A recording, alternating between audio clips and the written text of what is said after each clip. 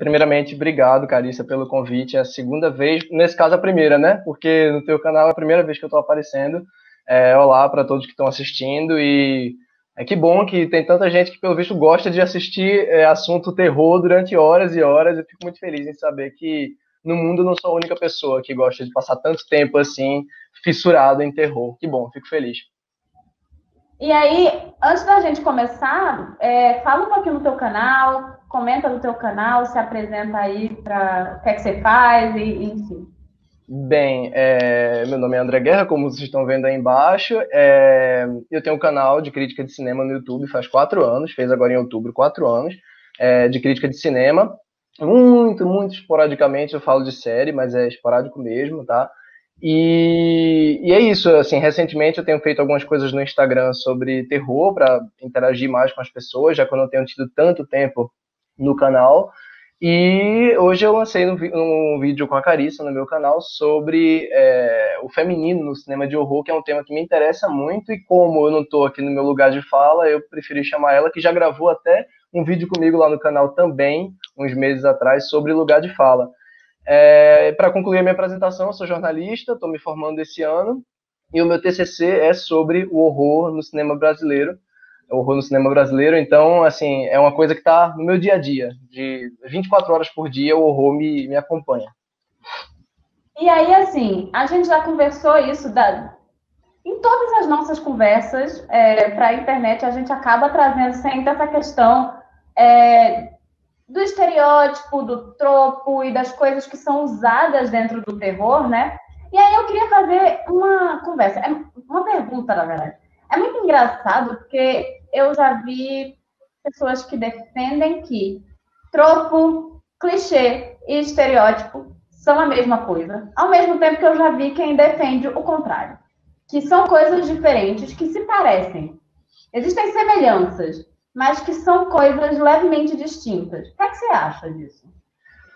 Bom, na verdade, eu acho que as palavras elas ganham um significado maior na prática, né? E no fim das contas, se você pega a área de cinema da gente, quando a gente conversa sobre cinema, clichês, etc., é comum que tropo, clichê, estereótipo, batida, né, acabem se tornando meio que a mesma coisa. Mas quem é mais purista, eu não sou da área de letras, minha namorada provavelmente vai saber explicar melhor isso, mas tem gente que defende que não, que, por exemplo, o tropo, literalmente, é aquela palavra que você usa para definir outra coisa, né? Seria uma metáfora, ou seria uma forma de você colocar uma palavra aí que, na verdade, tem outro significado, isso no sentido mais literal da palavra mesmo. Mas quando a gente fala de cinema, quando a gente fala de narrativa, é comum que a gente use tropo para designar assim, clichês, coisas que a gente já viu várias vezes, né? Fórmulas ali dos filmes. Só que estereótipo é muito comum que a gente, pelo menos nos últimos anos, assim, com as problematizações todas que são corretas, né? É comum que a gente escute estereótipo para se referir mais a questões problemáticas, na minha opinião, pelo menos dentro da minha vivência eu vejo isso, que as pessoas usam estereótipo para falar de questões problemáticas como a representação da mulher, a representação do negro, a representação do homossexual, representações de minorias de acesso de direito, né, que são assim muito importantes de serem discutidas, principalmente num gênero como o horror, que historicamente tem tantas coisas politicamente incorretas e ao mesmo tempo relevantes para discutir, né? Então, acho que é isso. Na minha opinião, na prática, essas coisas são de fato a mesma coisa.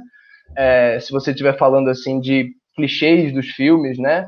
Mas não, assim, eu acho que tudo vai depender da forma como você está se referindo, sabe? E para concluir o raciocínio, eu acho que é isso. Acho que o estereótipo a gente usa mais no nosso contexto para falar de questões problemáticas específicas, mas não é uma obrigatoriedade, não. A gente pode usar para muita coisa. Porque, inclusive, rola essa coisa de que, assim, o clichê é negativo. E não necessariamente, né? Porque é isso, eu concordo que toda essa coisa de... O estereótipo, ele é, em geral, ele traz uma carga problemática junto dele. E por isso, muitas vezes, a gente vê gente defendendo que, assim, estereótipos que precisam acabar. E Sim. é isso, até o Boyd está perguntando o que é tropo. Teve um vídeo que eu fiz, eu vou deixar o link depois, que eu explico no início, é o primeiro que eu fiz falando de estereótipo aqui no canal, e eu falo o que é tropo, como ele originalmente ele não tem esse significado, mas quando a gente coloca ele relacionado à cultura pop, ele vai estar, como o André falou, relacionado aí a essa coisa do estereótipo, né? É algo que começa a ser usado, às vezes começa até como algo inovador, mas ele é repetido à exaustão e vira uma fórmula, e que muitas vezes é uma fórmula negativa. O clichê também vai por esse lado, mas é isso, nem todo clichê é negativo, nem todo clichê é problemático, né? Sim, mais importante ainda, e concordo com você que nem todo clichê é problemático, eu acho que mais do que isso, o clichê, se ele um dia se tornou um clichê, quer dizer que ele funcionou, né? Isso é a base, na verdade, de qualquer coisa. Se uma coisa se tornou clichê, quer dizer que ela durante muito tempo foi utilizada e durante muito tempo funcionou. Então, o problema do clichê, no final das contas, não é necessariamente o conteúdo dele, o problema é a repetição, né? Quando as pessoas reclamam do clichê, elas estão reclamando da repetição, do fato de que elas já viram aquilo várias e várias vezes e elas querem coisas novas, elas querem originalidade. Mas o clichê, ele é algo que já foi feito. Então, assim, e a outra coisa importante, o clichê não é uma coisa, não o horror, o único gênero que tem clichês. O clichê, ele é uma coisa que está presente em tudo, não só no horror, em todos os gêneros e todos os estilos fora do cinema, enfim. Então, o clichê não é uma coisa exclusiva do horror. O que me chama a atenção, e eu acho que você concorda comigo, é que o horror é um gênero de uma iconografia riquíssima, né? Estupidamente ampla, mais do que, na minha opinião, qualquer outro gênero, é isso que me fascina tanto nele. Então é natural que existam tantos e tantos clichês no horror. Eu acho que o fato de existirem tantos clichês não diminui o gênero, pelo contrário, só demonstra como ele tem um arsenal de elementos que podem ser usados de mil e uma maneiras diferentes, sabe? Eu gosto de filmes de comédia também, mas assim, se você for olhar a comédia, iconograficamente, ela tem muito menos elementos do que o terror, né? Você tem lá vários estereótipos do cara que vai conhecer os pais da namorada, não sei o quê, e aquele corte clássico do cara dizer que não vai para um lugar e aí corta e ele já está lá, esse tipo de recurso de comédia, que é clichê também, mas a quantidade de elementos mesmo que a gente tem, que a gente vai discutir daqui a pouco, no horror, é muito vasta. Isso, para mim, só deixa ele mais rico.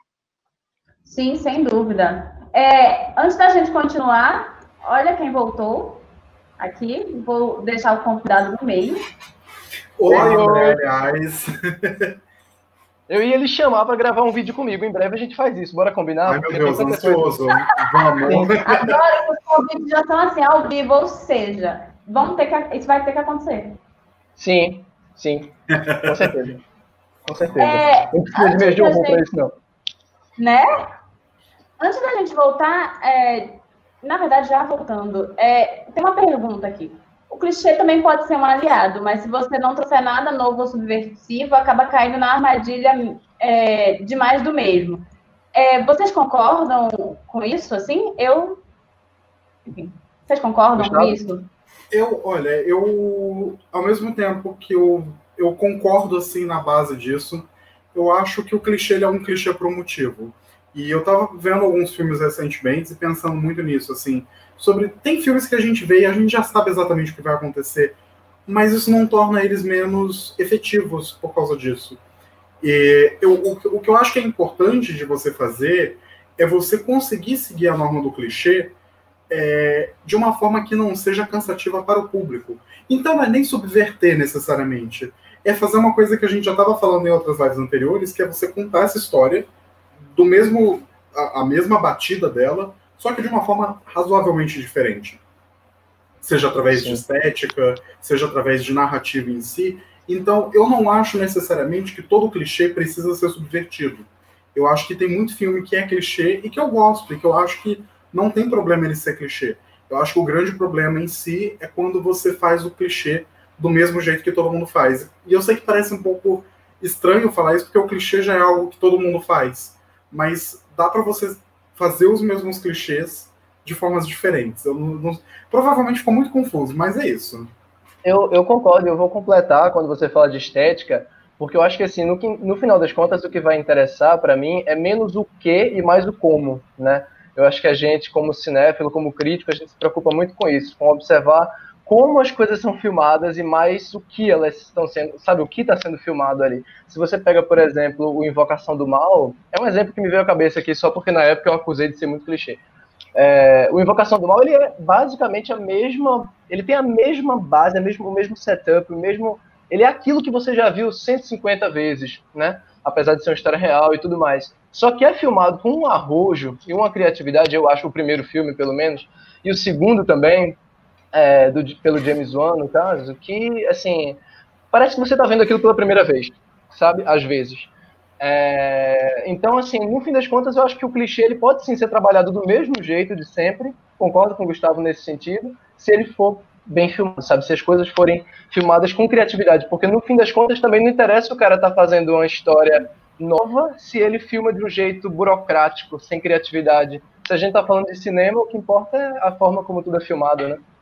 Eu acho o exemplo de Invocação do Mal perfeito para falar disso, porque o James Wan é um mestre de usar jumpscare, mas o jumpscare que ele usa é sempre muito diferente. E eu fico muito empolgado com os jumpscares do James Wan, porque ele não é aquele tipo de jumpscare que te leva o susto. São jumpscares clichês. Por exemplo, a cena das palmas de Invocação do Mal, gente, aquilo é um jumpscare extremamente clichê, mas é tão bem feito e é tão bem filmado.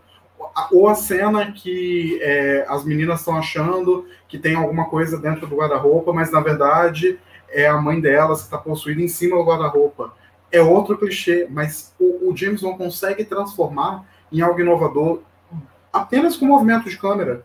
E é simples, assim, tipo, é você realmente dar uma forma nova para algo que já é comum. É você mudar a embalagem, basicamente. É o mesmo produto, mas a embalagem é diferente, é colorida, é inovadora, e você fica, não, massa, compra a ideia. Sim. Eu tenho, para concluir essa parte aí, eu tenho um exemplo maravilhoso, na minha opinião, que é Os Estranhos, do Brian Bertino, de 2008. Eu sei que esse filme muita gente detesta, mas esse é um dos filmes mais assustadores que eu já vi na minha vida. Assim, tudo bem, eu vi sozinho em casa, no computador mesmo, de fone de ouvido, com um varal olhando para mim, assim, eu só tinha certeza que ia aparecer alguém atrás. E aquele filme não tem história nenhuma, assim, não tem nada. 2 pessoas, uma casa e 3 pessoas mascaradas. Tem menos trama do que o Massacre da Serra Elétrica, aquele filme. Mas, assim, é extraordinariamente assustador. Quanto menos informação eu tinha sobre aquele filme, mais assustador ele ficava para mim. E, inclusive, salvo engano, ele não é uma refilmagem, mas ele é meio que uma versão americana do Them, aquele filme francês de 2006, que é outro dos filmes mais assustadores que eu já vi na minha vida. Então, assim, é um filme simples em história, que muita gente pode dizer, essa história de novo, de assassino mascarado. Minha gente, olha como aquilo é filmado, sabe? Olha o pânico que não dá. Não, eu penso, por exemplo, um dos filmes que todo mundo falou muito bem ano passado foi o Crawl. Se eu não me engano, no Brasil ele veio como Predadores Assassinos. Sim, e ele é um filme de animal. Ele é um filme de jacaré, de crocodilo. E assim, gente, o tanto de filme que você tem de ataque de animal, e eu concordo que não é um filme grandioso, não é nada demais, mas assim, ele é um filme que é tão efetivo, mesmo sendo clichê, porque ele faz as coisas razoavelmente diferentes. Eu acho que parte muito disso, assim, também. Você precisa combinar diferentes clichês, combinar estereótipos, assim, comuns, para fazer algo que seja razoavelmente diferente. E, ao mesmo tempo, quando a gente fala de subversão, o que mais me vem na cabeça é, tipo, Pânico. Pânico veio, fez várias subversões de clichês, tava todo mundo empolgado, e aí depois disso, todos os filmes vieram subvertendo clichês, tentando ser inovadores e tudo mais. E a subversão do clichê virou um clichê. Então é isso, eu acho que mais do que subverter, que é legal, é interessante da gente ver, é interessante a gente também trabalhar com essa ideia de mudar os clichês e fazer eles, só que de formas razoavelmente diferentes. Isso torna a coisa mais inovadora, assim. Sim, sem dúvida. Inclusive, eu acho que já passou da hora, né? Eu já vejo esse movimento, mas já passou da hora das pessoas pararem de usar o termo clichê como se fosse algo essencialmente negativo. Tipo, não é. Sabe? E aí eu queria voltar para a coisa do estereótipo. estereótipo versus clichê, né? Mas enfim. Eu queria saber para vocês quais são os estereótipos mais comuns dentro do horror. E o que é que vocês acham deles, né? A gente começar a falar sobre eles. Eu acho que assim, tem tantos que são tão conhecidos que fica difícil a gente dizer um. Mas o Gustavo vai dizer o que ele pensa. Eu acho que assim, o que mais é citado negativamente, na minha opinião, é o jump scare, né? Que eu não sei se a gente colocaria na chave de estereótipo, já que a gente estava falando aí de estereótipo como algo problemático, mas vamos falar dele enquanto um clichê, enquanto um recurso que muita gente considera barato. O jumpscare, ele é basicamente assim, o que o pessoal que criou a história do pós-horror, não sei o quê, criticou nos filmes anteriores, assim. Então, o horror agora é um horror mais existencialista, mais profundo, enquanto antes o horror era baseado em jumpscares e vampiros que não veem seu próprio reflexo. Enfim, aí... Ou seja, Steve Rose está longe daqui.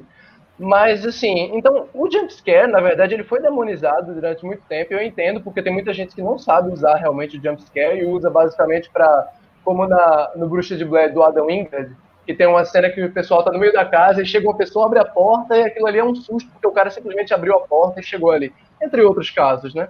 Ou seja, é o jumpscare vazio mesmo, é o jumpscare que não tá ali como propósito de efeito, ele tá ali simplesmente para dar aquele pulinho em você e dizer que ele é assustador.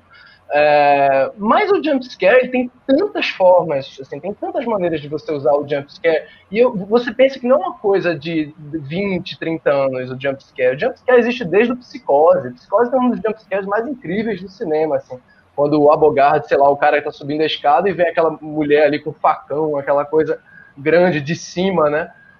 Com a música alta, então aquilo já era um princípio de jumpscare, né? O Tubarão do Spielberg tem um jumpscare incrível ali embaixo d'água, o cara tá... Então, assim, tem formas maravilhosas de você fazer o jumpscare. E até recentemente, nesse período de pós-horror, O Lugar Silencioso e O Homem Invisível me deram 3 dos maiores sustos que eu já tomei na minha vida no cinema, sabe? E O Lugar Silencioso, aliás, é bacana de citar, porque ele é um filme que, na verdade, qualquer coisa ele é um jumpscare, né? Se você parar pra pensar. Levando em conta a situação que ele cria. Então, olha a criatividade do filme para colocar o jumpscare, né? Então, é um estereótipo, é um tipo de coisa que a gente vê constantemente sendo mal feito, mas olha como pode ser feito de um jeito bacana, né? Nesses filmes.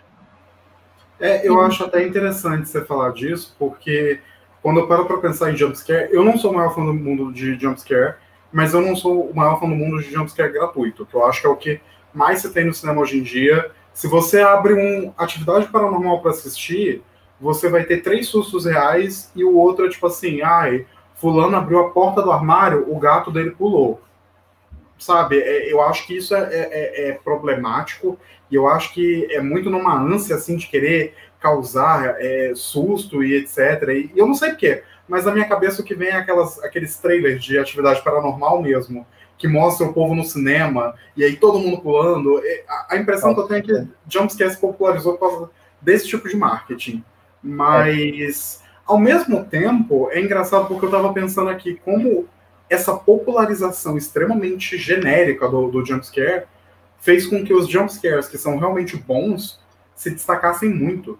E Um Lugar Silencioso tem uns sustos que, assim, eu me preparo muito pro jumpscare. Ainda mais quando vem aquela coisa de, a música começa a subir, de repente ela para, aí você já sabe que você vai tomar o susto. Mas no Um Lugar Silencioso, eu tava tomando susto o tempo todo. Um outro exemplo excelente aí é A Maldição da Residência Hill, que mal tem jumpscare, mas ele tem um jumpscare que, assim, faz sentido. Que é a cena do carro, né? Exato. Faz sentido dentro da narrativa e é muito bem construído. É tipo assim, a combinação de uma tensão que você tá tendo o episódio inteiro. Então, é isso, assim, ao mesmo tempo que o jumpscare é muito negativo, e a gente fala, é comum a gente falar, não, tal filme é ruim, só tem jumpscare. Ao mesmo tempo que isso acontece, meio que os jumpscares que são bons ficaram elevados, assim, por causa dessa popularização expansiva, assim. Antes de falar de outros estereótipos, para não perder a pergunta, a Márcia está perguntando, e a morte pede carona? O fato de sabermos desde o início quem é o assassino, o que se enquadra? Acho que ela quer saber meio que qual... Se isso é um clichê ou um estereótipo. No caso da morte pede carona, eu acho interessante ter citado, porque é um filme que você... É um slasher que você, desde o começo, sabe quem é o assassino. Não tem a coisa da máscara, né?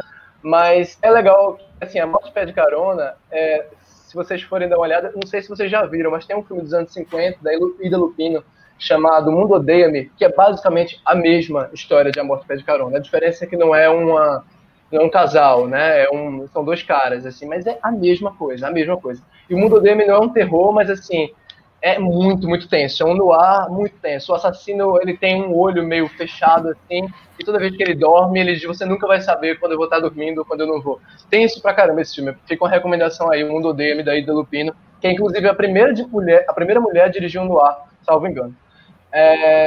Mas, assim, o Amor Pede Carona, ele é um caso bacana, porque ele é entre aspas, slasher, que desde o início mostra ali o assassino e você tem mais ou menos um jogo de gato e rato, mais do que um slasher tradicional, né?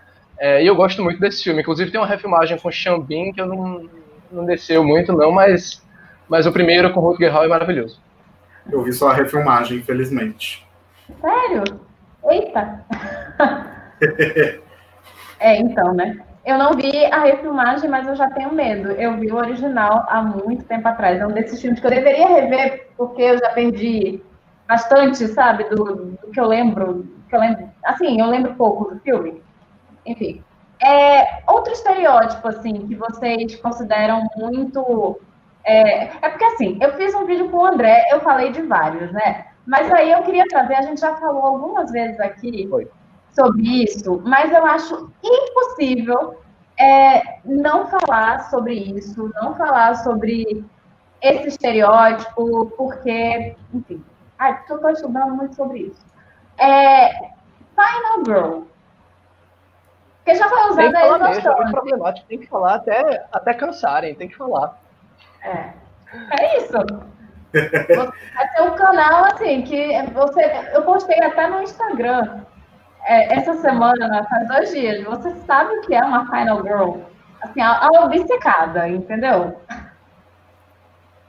Mas então, eu acho extremamente problemático o uso do recurso, e assim, eu acho que todo mundo que está aqui já ouviu tanto falar hoje da garota final, né, a que sobra, mas eu acho que as vítimas dos slashers, elas são problemáticas, mas eu acho que a garota final, a que fica, ela também é. Porque vem atrelada a essa ideia de conservadorismo, sabe? De que, assim, a mulher, para ela sobreviver, ela tem que anular completamente a sua sexualidade, ela tem que viver segundo um determinado padrão, e um padrão que é completamente definido por uma sociedade patriarcal, que, enfim, pune quando a mulher não segue determinadas regras que, enfim, né? É isso. Nem foi ela que decidiu quais são as regras. Quando ela decide seguir as próprias regras, viver a vida dela de acordo com o que ela acha que é o ideal, ela vai ser punida. Então, a Final Girl, ela é exatamente aquela que aceita o status quo. Ela aceita a situação do jeito que ela sempre foi, e é isso, assim. E aí eu acho extremamente problemático. Ok, a Sydney, ela subverte um pouco isso aí, mas... a gente fala que as outras foram punidas e a Final Girl não, mas de fato ela é punida assim, o filme inteiro. Não, gente, a Sydney, coitado, 40 anos a Sydney vendo gente morrendo, e ainda vai ter o 5º filme. Espero que subverta um pouco isso, porque muita gente morrendo. Eu quero muito que no 5º filme a Sydney seja assassina. E é isso, assim, eu não aguento mais, gente, é isso. Hoje eu vou matar todo mundo porque eu não aguento mais a desgraça me seguindo. Seria incrível. Não, mas o estereótipo da Final Girl, ele realmente é um negócio meio complicado, assim, de se falar, porque ao mesmo tempo que é inevitável, assim, a gente tem um amor muito grande pelas Final Girl em si, a gente ama ver, fulaninha conseguiu sobreviver, é um ícone de força e tudo mais, a gente sabe que ele, no fundo, não é um ícone de força, é um ícone de resignação. e alguém que, não, beleza, eu tenho que me reprimir enquanto mulher, quase sempre, inclusive na live que a gente fez mais cedo sobre o Horror de Viado, tem a Final Girl do A Hora do Pesadelo 2, que é um homem, e é incrível porque o filme todo é uma mensagem de, tipo, ele tá reprimindo a sexualidade dele, e essa sexualidade está aflorando. E aí, no fim, ele vai lá e ele reprime de vez, e ele fica com uma menina, e isso é uma mensagem horrível de se passar. Nossa, eu não assisti, eu passei por isso. Passei por esse, aliás, passei desse. Mas, ao mesmo tempo, eu acho que, assim, é na subversão que esse clichê toma força. E eu penso assim, subversão além da Sidney. Eu acho que a Sidney é um bom começo, mas eu paro para pensar em filmes como O Segredo da Cabana, que para mim é um filme que subverte muito bem o estereótipo da Final Girl. O The Final Girls em si, que é Terror nos Bastidores, se eu não me engano, é outro filme que consegue subverter muito bem. E a franquia que eu sou um grande defensor, que é A Morte dá Parabéns. Também acho que, tipo, ali você consegue realmente subverter aquilo e tirar o que tem de mais problemático. Ao mesmo tempo que você tá apontando, tipo, né, que o filme antigo era meio bosta, assim, né, no sentido de, pô, a mulher não pode fazer nada, ela tem que ser a Virgem Imaculada, e não é assim, gente, é isso. No estereótipo, eu acho que realmente é necessário que você tenha subversão sempre, e que você sempre vai esperando acontecer alguma coisa para que no final eles te entreguem e falem, então, não é bem assim. Ao mesmo tempo, tem uns estereótipos que, pelo amor de Deus, não precisa nem mais subverter, não. A gente já tá cansado, já passa adiante. Sim. E aí, você tem algum exemplo que você queria dizer desses, assim, que tipo, só some, vaza? Assim, porque é difícil tá lidando com isso, mas eu odeio o estereótipo de minorias que morrem primeiro. Eu detesto. Esse é, tipo assim, um dos piores estereótipos do cinema. Tem gente que tenta subverter, às vezes é engraçado, às vezes é bem trabalhado, mas assim, gente, já não dá mais. O pior, eu acho, o It capítulo 2. Que o Xavier Dolan tá no filme só pra morrer no começo. Nossa Senhora, Jesus. E beleza, isso é uma trama do livro, e não tá, tranquilo. Não mas interessa. Assim, isso, não interessa. Sabe, é isso, assim, eu acho que... Não, termina depois eu falo. Não, é só isso. Eu tô exausto de ver minoria morrendo. Eu tô exausto de ver gente LGBT, de ver gente negra, de ver qualquer coisa que não seja o padrãozinho branco, loiro, americano que vai protagonizar o filme. Eu tô cansado de ver esse tipo de gente morrendo e eu não me interesso, assim. Eu não me interesso nem na subversão disso. Eu acho que é um clichê, é um estereótipo que precisa ser exterminado. Já que você tocou nesse assunto, desculpa fazer parêntese, Carissa, só porque eu lembrei de uma coisa, que é um filme que é um grande clássico do cinema, que é O Silêncio dos Inocentes, e que recentemente eu vi alguém fazendo um comentário que me chamou... Eu amo o filme, mas esse comentário me chamou a atenção, e eu queria perguntar a opinião de outras pessoas, que eu não cheguei ainda a fazer isso, com relação ao personagem do Buffalo Bill, né, que é o assassino, que na verdade é um personagem transgênero, né? Ele não é um transgênero que fez operação, mas ele é um personagem transgênero. E aí o comentário problematizou a vilanização desse personagem nesse filme. E aí eu pensando assim, nossa, esse filme na verdade ele usa isso não como uma... Assim, mas eu queria saber o que é que vocês acham disso, porque é uma coisa que eu precisaria pensar mais. Isso é uma questão real também, isso é outro grande problema do cinema, e não é só do cinema de horror, não. Isso é um problema que a gente tem, por exemplo, em filme da Disney. Você tem o queer code, que é o quê? É você pegar um personagem, e às vezes ele nem é explicitamente LGBT, mas ele tem todos os traços, ele é extremamente afetado, ele é extremamente espalhafatoso, ele se veste de uma maneira que é claramente queer, e enfim, e você transforma esse personagem em tudo que há de ruim no mundo. E assim, nos filmes da Disney a gente sempre vê que eles são os vilões. Então você pega a Malévola é a maior sapatona da história. Você pega o Jafar do Aladdin, bicha. Sim. Você pega o Capitão Gancho, bicha também. E por aí vai. Até no Rei Leão, inclusive. Eu sei, é animal, mas o Scar, ele tem todos os trejeitos e ele é o vilão. Sim. Até quando é um animal. E aí, quando a gente passa isso para o cinema de horror, é ainda mais denso, porque você transforma qualquer coisa que fuja da norma cis heteronormativa, você transforma isso em degeneração moral. E aí o grande exemplo disso é o Buffalo Bill. Dito isso, eu realmente amo O Silêncio dos Inocentes, acho um baita filme, mas é uma representação problemática. O Acampamento Sinistro, que eu cheguei até a falar mais cedo, que também tem uma vilã transgênero, que também é extremamente problemático, e são inúmeros, assim, você pode pegar, e são vários. O próprio Fred Krueger, ele é um personagem que tem o queer code nele, ele é um personagem extremamente afetado, e aí quando você joga isso na Hora do Pesadelo 2, isso faz mais sentido ainda. Então, eu particularmente, eu acho problemático, eu acho que é uma coisa que a gente tem que desconstruir um pouquinho, e entendo, eu não sou avesso à ideia da gente ter personagens LGBT que são vilões. Na verdade, eu gosto da ideia da gente ter vilões e de todos os tipos e tudo mais. O que me incomoda é que isso seja feito de uma forma extremamente estereotipada. E que seja... Eu acho que desculpa te interromper, mas eu acho que isso que você falou é o mais importante. Assim, o problema para mim, aí, dando minha opinião sobre no caso do Silêncio dos Inocentes, o problema não é quando a figura do LGBT, ou da mulher, ou da figura do negro é vilanizado. Eu acho que o problema é quando o fato dele ser LGBT, ou o fato dele ser... Eu acho que é esse o problema. É como se aquela característica fosse o centro da vilania, sabe? Fosse o estopim, assim, do problema. É exatamente isso. É quando você transforma não o personagem em si. O personagem entra numa segunda dimensão. Ele não é... Você não vai pensar nele como Buffalo Bill. Você vai pensar nele enquanto... aquele personagem trans do filme é um vilão. E...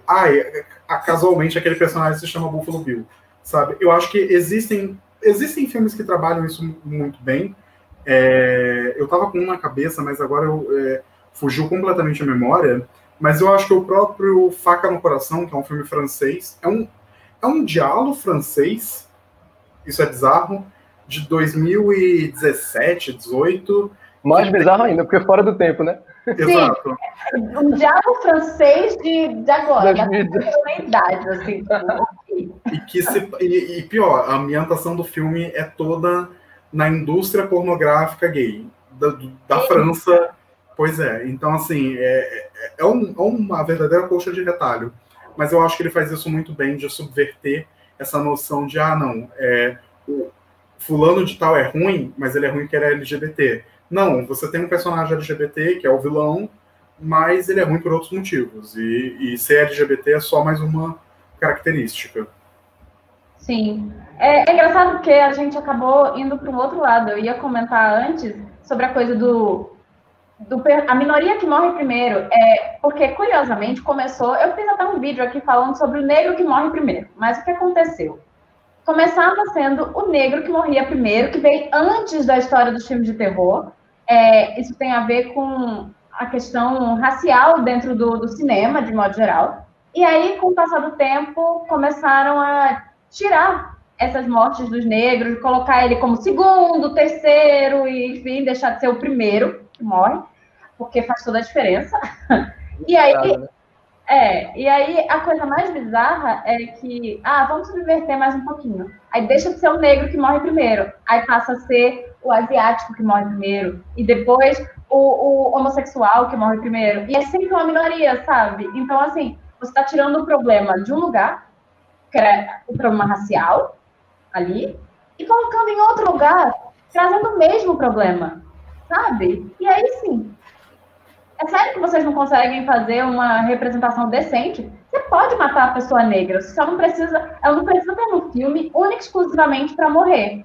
E aí, pensar no Pânico é onde a subversão não funciona. Porque a gente tem no Pânico 2 o casal negro, que é até interpretado pelo Omar Epps, que fazia House, e a Jada Pinkett Smith, que eles estão lá falando, e ela ainda diz, assim, eu não quero entrar nesse cinema para assistir o filme, porque, sabe, o negro vai morrer primeiro, e falam do estereótipo para depois eles serem as primeiras pessoas a morrerem no filme. É para ser, olha, eles falaram da coisa, e aí, a gente está querendo fazer essa crítica. Você não pode fazer a crítica, quer dizer, você pode, tanto que está feito. Mas, assim, você não deveria fazer a crítica ao estereótipo usando o estereótipo, gente. Não desse jeito. É uma subversão bem mal feita para mim. Para mim, o único caso assim, de subversão nesse quesito que eu acho que funciona, mas aí vai para um lado bem mais cômico, é a personagem icônica, a Brenda de Todo Mundo em Pânico. Porque, beleza, ela morre todo filme, mas ela sempre volta. Ela é a única personagem que sempre morre e sempre volta. E para mim isso é uma ideia interessante quando a gente está pensando em subversão. Porque não adianta nada você chegar lá e você falar, ah, não, porque isso não pode acontecer. Bota os personagens para falar, ah, mas o negro sempre morre primeiro. Aí você vai lá em seguida e você mata eles. Você está compactuando com o status de qualquer forma, você não está mudando nada. Sim.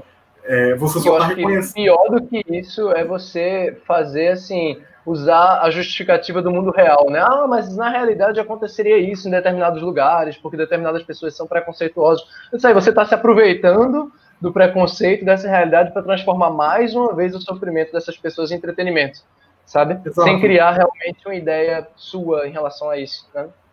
Não, com certeza. Eu acho que isso é extremamente problemático. E pior é que eu acho que no caso de Pânico 2, eu sou um grande admirador do Wes Craven, eu realmente acho ele um grande criador. Também adoro o Kevin Williamson e tudo mais. Mas a impressão que passa é que é uma coisa muito cínica. É que é uma coisa tipo assim, ah, tá vendo, a gente reconheceu o problema, ainda assim a gente não vai deixar de matar o negro. E é isso. E acabou, sabe? E é isso, é problemático, é pesado, assim. E rola muito isso do que a Carissa fala, de que hoje em dia você não mata o negro, mas aí você mata qualquer outra minoria.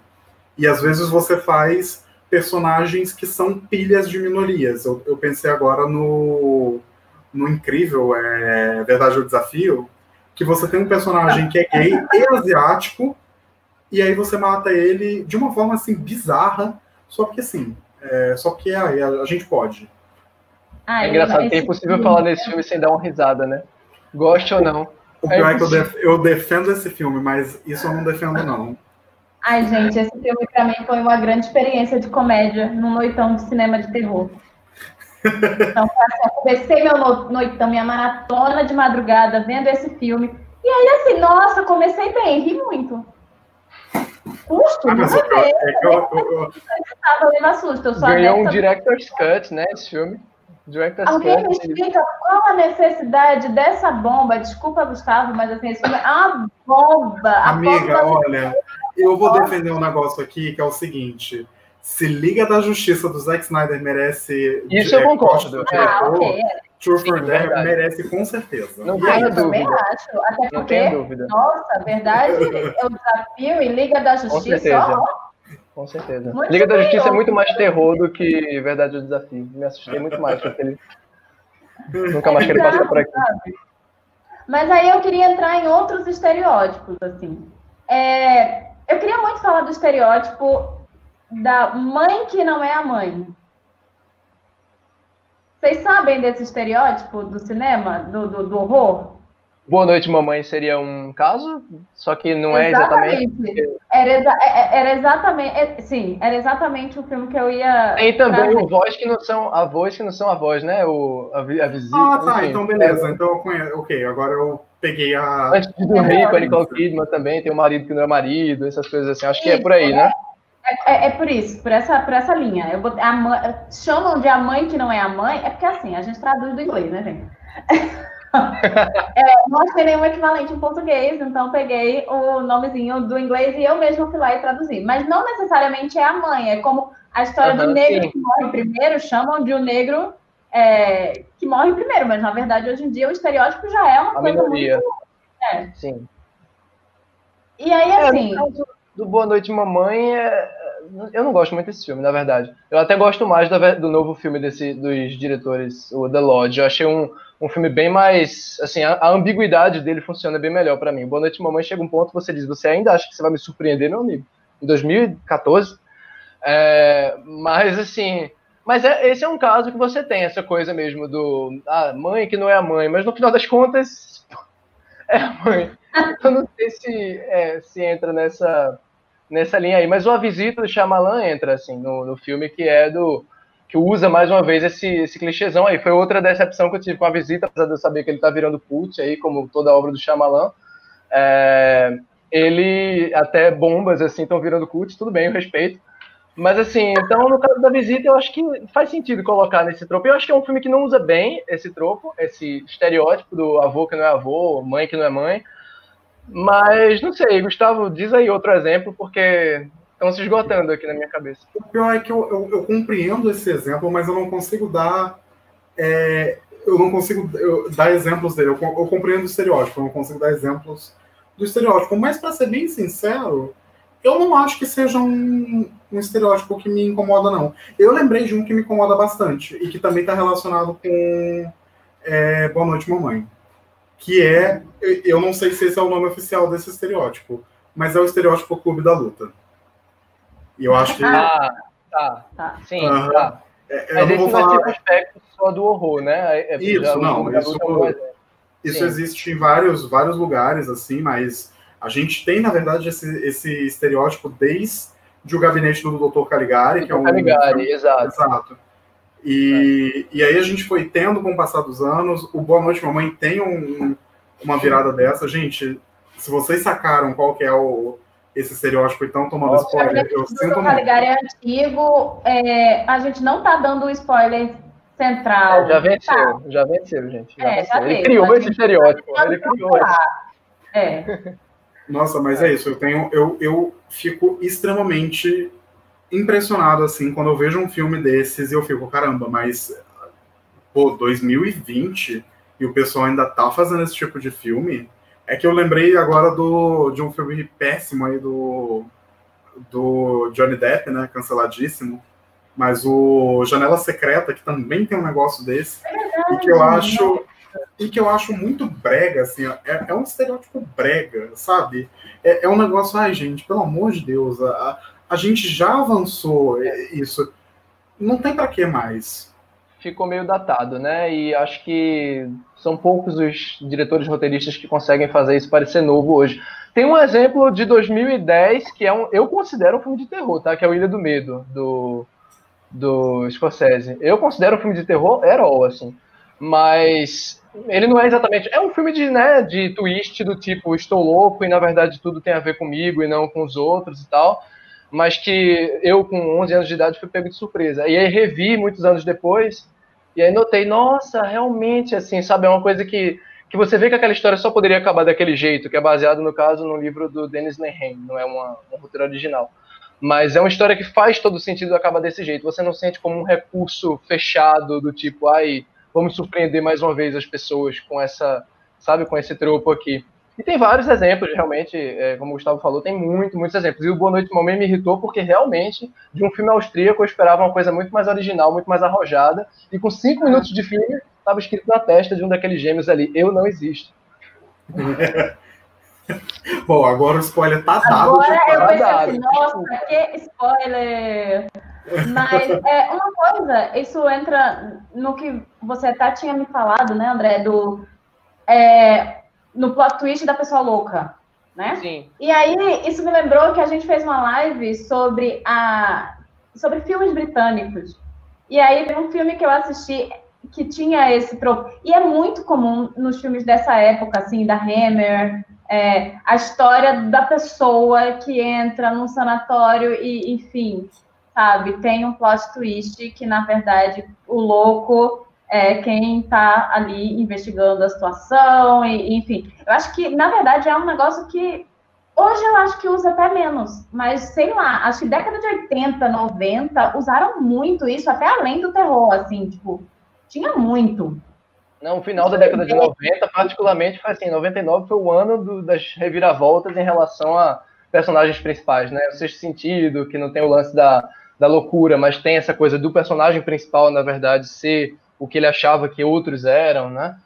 O próprio Clube da Luta e tal, enfim, e é realmente uma época que isso parece que vira... Eu não sei se você... Assim, é porque eu não lembro do filme, mas o Alucinações do Passado, ele tem um pouco disso também, né? De loucura. Tem um pouco disso, assim. Então é uma coisa que vai ficando muito comum. E assim, e tem outros casos, quando eu falei desse estereótipo aí de gente louca, que não é exatamente uma reviravolta, mas é aquele filme que ao longo do filme inteiro você identifica essa linha tênue entre realidade e fantasia da cabeça do personagem maluco. O Cisne Negro, por exemplo, é um caso que me veio à cabeça, que na verdade é quase uma releitura de Perfect Blue. E tem até um filme recente. Eu adoro ele chama releitura. A gente mas eu amo essa conversa, assim, é engraçado. Eu amo o Cisne Negro, mas assim, eu acho uma boa releitura do Perfect Blue, que eu também amo. E recentemente, aí eu vou falar mal, eu vi uma releitura dessas duas coisas, que é o Nocturne, Noturno, o filme da parceria da Blumhouse com a Prime Video, o filme que saiu na Amazon, que é basicamente Cisne Negro versão piano, assim. Troca o balé pelo piano, é a mesma coisa, até o final é igual, enfim. Mas são filmes de pessoas loucas. O André tá dando todos os spoilers até pra gente, inclusive. Desculpa, mas esse de cinema, eu me acostumei a isso. Nossa, é que esse é um estereótipo que precisa estar falando do spoiler, então é difícil. Não dá, gente, não dá. Esse do twist... estereótipo a gente acaba tendo que falar sobre. O bom é que eu tenho zero memória. Amanhã eu já não vou ter lembrado de qual era o spoiler. Provavelmente também não teria lembrado de qual era o filme, mas eu fico feliz. Quando assistir o filme, 2 dias depois, você não vai lembrar nem do filme também, porque eu já tô esquecendo. Então... Ai, gente, é triste, mas é Blumhouse. Então a gente defende, mas a gente... Você estava agora há pouco defendendo a hora... Aliás, a morte da Parabéns, ué? Não, mas eu defendo muita coisa da Blumhouse. Inclusive, começou essa live, eu tava falando muito bem do novo Jovens Bruxas, assim, que tem uns probleminha também, mas assim, Blumhouse é muito 880. Amo, mas tem uns filmes tipo Verdade ou Desafio que a gente faz assim, que grande piada. Pois inclusive, esse noitão que eu fui, esse noitão que eu fui, que tinha Verdade ou Desafio, era especial Blumhouse. Terminou com filme que foi a minha terceira vez vendo Corra no cinema. Gente feliz. Se você vê uma bomba, tem que terminar bem, né, gente? É o mínimo. Não, mas é engraçado porque, voltando aqui para falar desse estereótipo /tropo da pessoa doida, tá aí outro grande problema do cinema, que é você tratar saúde mental como uma coisa assim, corriqueiríssima, e todo mundo é doido, e todo mundo é esquizofrênico, e fulano de tal é louco. Nesse sentido, eu gosto muito do The Lodge, da Verônica Franz e do outro lá que eu não lembro o nome. Justamente porque eu acho que eles sabem trabalhar questões psicológicas até certo ponto com uma certa delicadeza. Beleza, isso é voltado para o horror, isso é voltado para você causar choque, causar susto e tudo mais, mas eu acho que eles até comandam bem ali a coisa. Mas quando a gente para pensar em vários filmes, e nisso até o Ilha do Medo mesmo, eu amo Scorsese, eu acho o Ilha do Medo ótimo, mas é problemático, e entra muito naquela de tipo assim, sempre vocês estão trazendo pessoas doidas de uma forma completamente absurda e que não condiz em nada com a realidade. Mas é um desses estereótipos que está sempre aí, que sempre vai estar aí, e que a gente só aceita, assim. Eu não consigo nem pensar em como se pode ter uma subversão disso.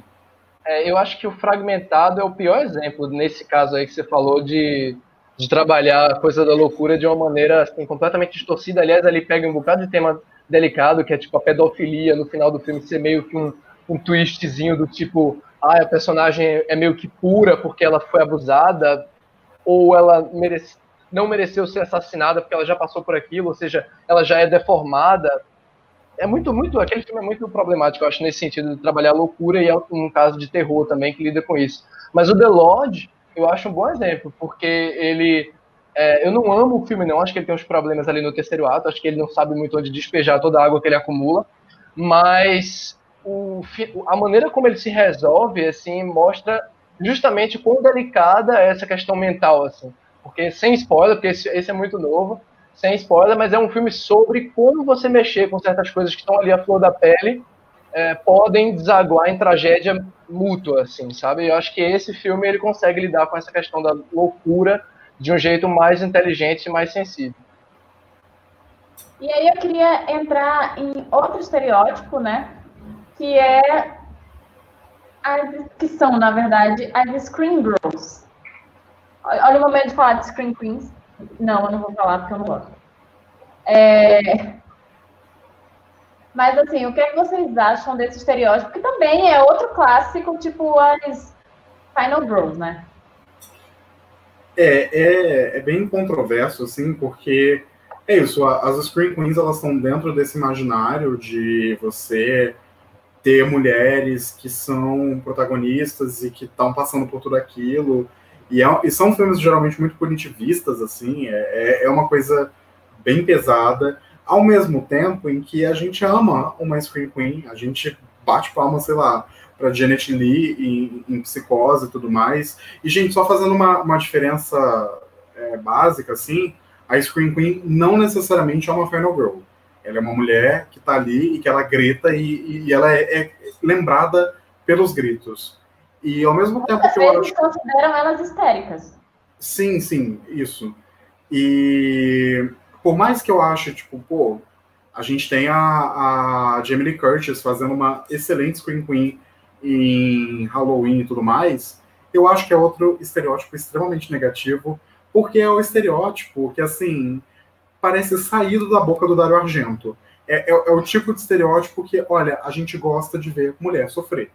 E isso é muito problemático. É muito problemático. A gente gosta de ver mulher sofrer e a gente acha que a mulher se assusta mais fácil, necessariamente, e por isso a gente tem um fetiche em ver ela gritando, né? Eu e Carissa, a gente falou lá no vídeo do meu canal as diferenças entre a representação disso, assim, no Suspiria do Guadagnino e no Suspiria do Argento, que você vê como em um, apesar de os dois serem maravilhosos, mas no primeiro você tem a personagem que tá meio ali para reagir, para se assustar diante das coisas, né? Não necessariamente para gritar o tempo inteiro, mas para reagir, enquanto na versão de 2018 a personagem feminina ela domina tudo, né? Ela está em todos os polos ali, positivos, negativos, monstruosos, enfim, ambíguos. Então ela não está ali só para gritar, né? Ali eu acho que é um caso maravilhoso de um filme que não usa isso. Mas a Scream Girl, na verdade, acho que um exemplo emblemático é o Psicose, porque é um clássico caso em que a Scream Girl não é uma Final Girl, pelo contrário, né? A gente imaginava que ela. Quando imaginava se imaginava que ela seria uma Final Girl, mesmo sem pensar nisso. Ela era a protagonista do filme. E ela morre nos primeiros 30 minutos. E, gente, ela é lembrada disso. Ela é lembrada pelo fato dela ter sido assassinada, não pelo fato dela ter características específicas. Ela é lembrada por aquela cena.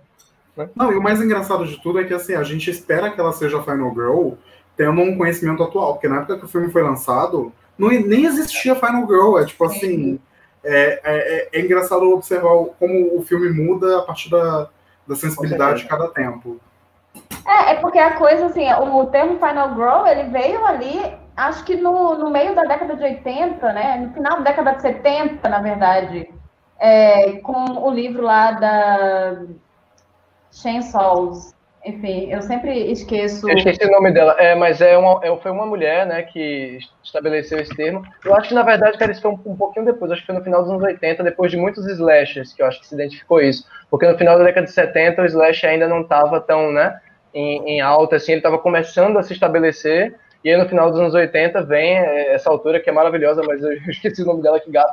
Eu esqueci o nome dela, Carol Clover. Man, Women in Sol. Nossa, eu acho que o livro é de depois, na verdade. Eu acho que ele é de 1990, né? Tá vendo? Isso. Já é depois dos anos 80, né? Porque é isso, o slasher, ele tem sua, sei lá, 84 é mais ou menos quando ele dá aquela pausa ali, que é o auge, é onde é lançado o maior número de filmes, assim. O apogeu mesmo, né? Do slasher, apesar dele ele ser considerado como se começasse com Halloween, né, da década de 70 do Carpenter, mais ou menos, mas aí tem aquela proliferação de filme, e aí o auge meio que acaba. Por isso que o nome da temporada do American Horror Story é 1984, porque é o auge do slasher, mas ali também depois ele só decai, como proliferação de filme, né, porque até hoje a gente tem slasher. Então, o gênero continua. Mas é isso. Precisou ter aquele boom para ela parar e estudar. Então, o livro só foi lançado anos depois, faz sentido. Mas é isso, assim, eu penso a coisa da Janet Leigh, realmente não existia Final Girl, mas assim, a gente pensar que ela era a protagonista do filme. Naquela época, ninguém matava os protagonistas nos primeiros 30 minutos. Inclusive, por isso o filme foi tão uma das coisas que transformou a Psicose em subversiva, o fato de, tipo, você começa aquela personagem, você segue com ela, e aí, do nada, é isso, não dá 30 minutos. Ela morre. E aí, o que acontece? Tanto é que, para você sentir o impacto, o Hitchcock proibiu os cinemas de deixarem as pessoas entrarem, né, depois que a sessão já tinha começado. O Hitchcock era um gênio do cinema, mas um gênio do marketing, principalmente, também. Ele sabia o efeito que o filme ia fazer nas pessoas, né? É incrível, é incrível. Mas é isso, assim, eu acho bem problemática essa ideia de que, tipo, vamos trabalhar uma personagem só para ser alguém gritando, e é isso. Em vários casos, o grito se relaciona à histeria. E a mulher já é automaticamente ligada à histeria, porque a mulher é muito frágil, e enfim. Então, existem vários problemas quando a gente pensa nisso. Assim, pelo menos eu enxergo vários. Tanto é que todas as vezes que você vê a mulher gritando, geralmente o homem do lado dela tá só fazendo uou, uou, né? Ele nunca tá... nunca dá aquele grito histérico. Gente, quando eu vejo uma barata aqui, a Helena tá super calma aqui no quarto, e eu dou um grito, assim, de acordar a casa, assim, eu saio batendo em tudo, eu saio histérico. Quem grita aqui sou eu, uma barata, imagina com um assassino. Tá entendendo? Então, assim, vamos acabar com isso.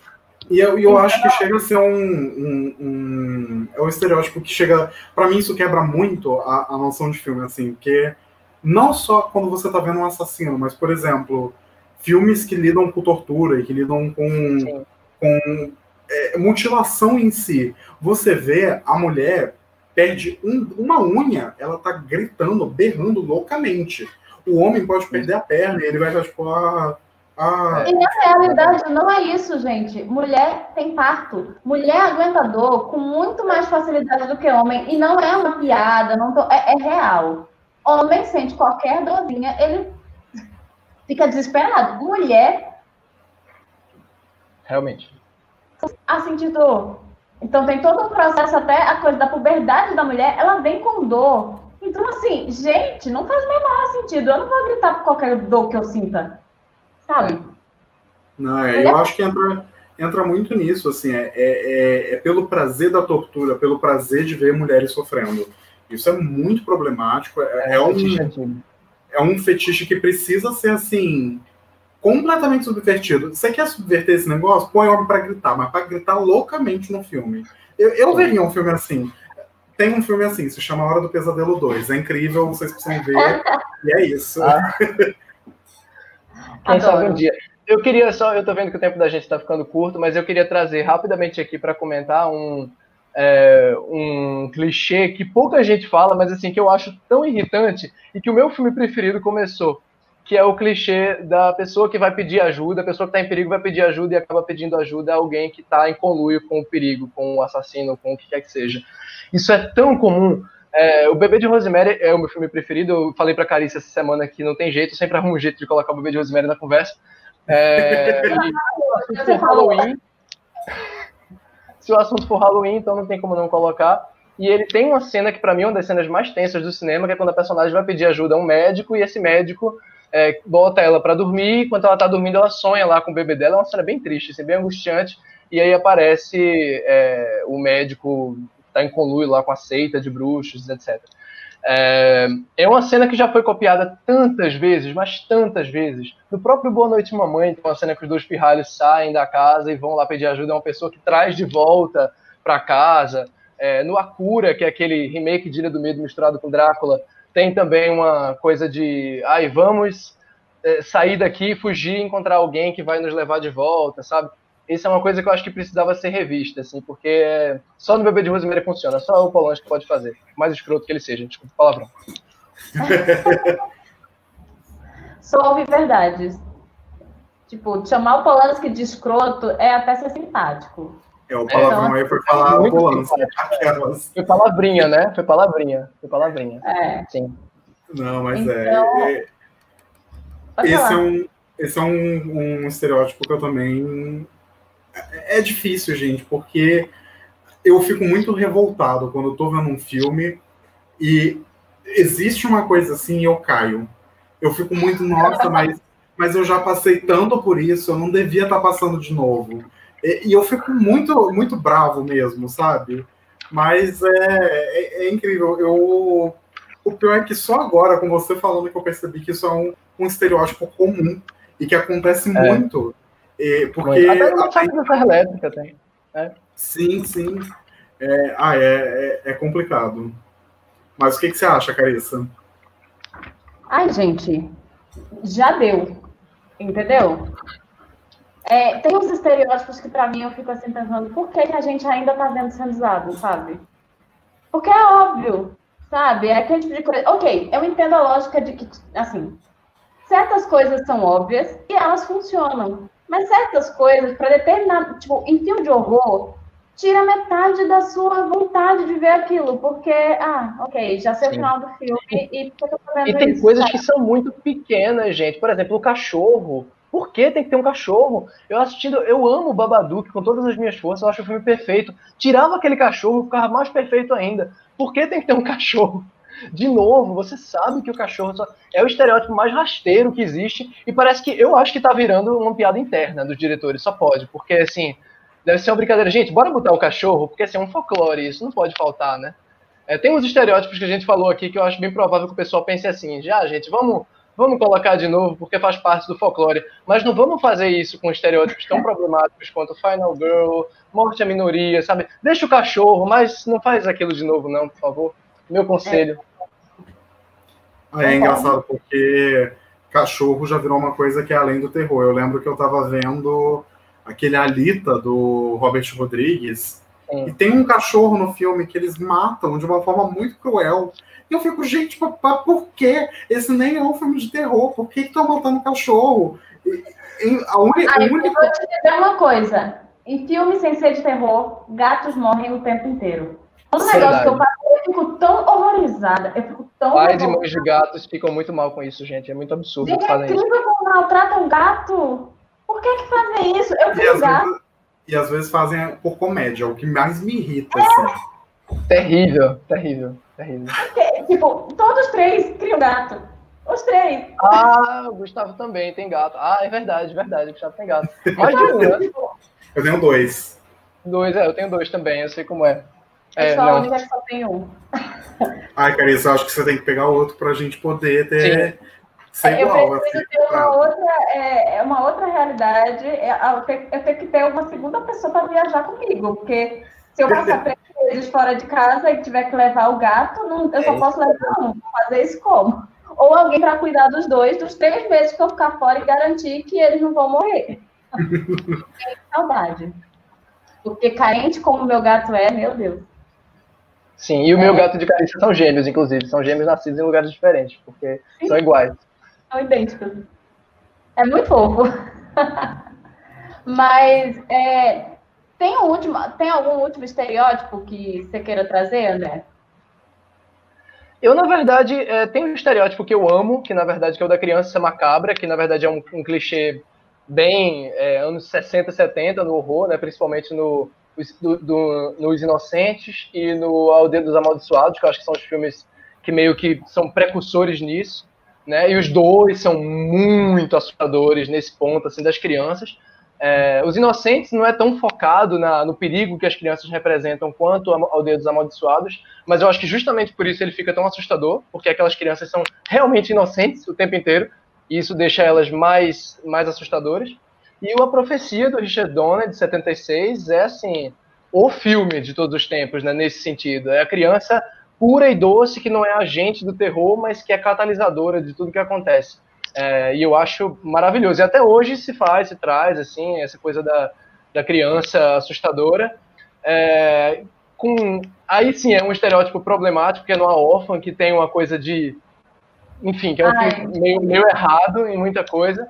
Mas, assim, eu acho que ainda rende muita coisa bacana. O próprio Boa Noite Mamãe e o The Lodge, aliás, esses 2 diretores, eles têm problemas. Com certeza, eles têm muitos problemas familiares. Porque, assim, eles são 2 irmãos que só fazem filmes sobre 2 irmãos questionando a mãe ou a madrasta, assim. Eles têm problemas. Eu acho que eles têm traumas consideráveis na infância, assim, esses 2. Se eu fosse mãe deles, eu ficaria um pouco preocupada.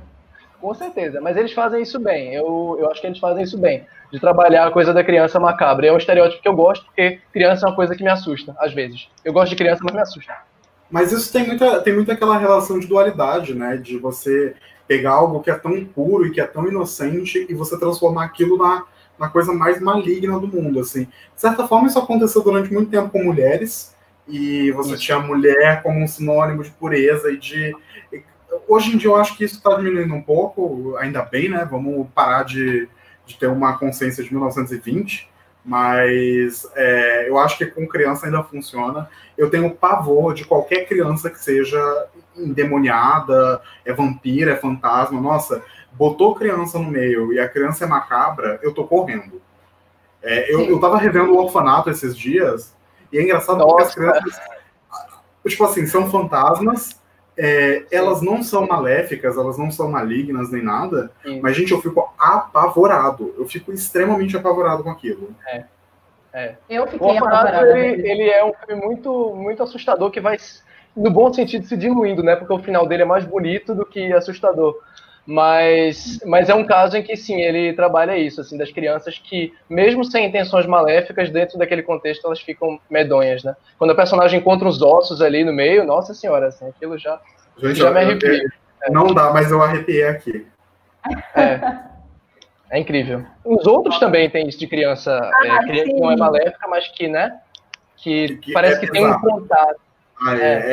Que tem uma cena envolvendo criança naqueles outros que, assim, até hoje eu fico mal. É uma cena envolvendo um véu branco que, gente... Nossa! E o bom é a voz, né? Porque é aquela coisa, aquele rosto por trás do véu com aquela voz de criança. Acho que isso é apavorante. É o que assusta, Os outros é obra-prima mesmo. Eu também acho, gente.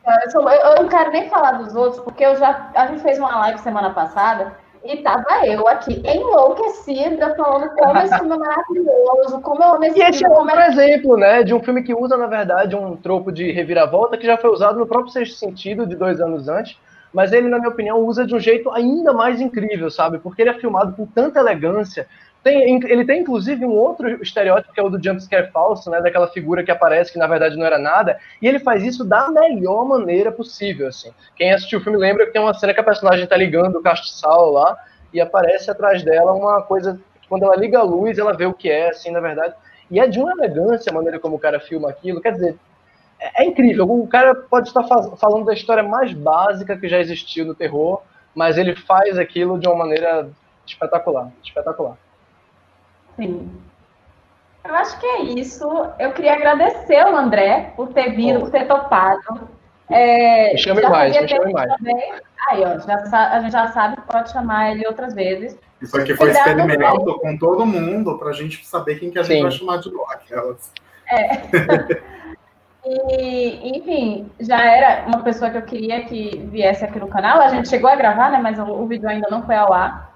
Mas vê muito filme, sabe muito, então eu sabia que ia ser uma conversa muito legal. Então, obrigada por ter topado. O convite para a pessoa vir mais tarde. Então, assim, é isso. Muito obrigada mesmo, porque, né, olha o horário e, enfim. Não, minha gente, é horror para falar assim mesmo, de 11, meia-noite, 1h da manhã, 2 horas. Pode chamar que não tem hora não. Obrigado a vocês, Carice e Gustavo. Vocês sim são guerreiros de ficar todo esse tempo, realmente, mas guerreiros que fazem isso gostando, não fazem isso no sufoco sofrido que eu sei. Então, parabéns a vocês, parabéns pelo trabalho. E é isso, nos vemos por aí, se Deus quiser, em breve. É isso, obrigada e tchau. Tchau, tchau.